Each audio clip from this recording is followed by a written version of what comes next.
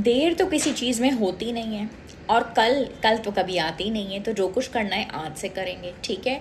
और रहा सवाल इस ताने का कि आज तक तुम अपना वज़न कम नहीं कर सकी तो अब क्या करोगी, तो हमें किसी को जवाब तो नहीं देना, हमें तो अपने आप को जवाब देना है। और हमें सिर्फ अपनी सेहत की फ़िक्र करनी है, हमें किसी के लिए खूबसूरत नहीं होना। खूबसूरत तो हम वैसे ही हैं, चाहे हमारा वज़न ज़्यादा हो हम तब भी बहुत खूबसूरत हैं।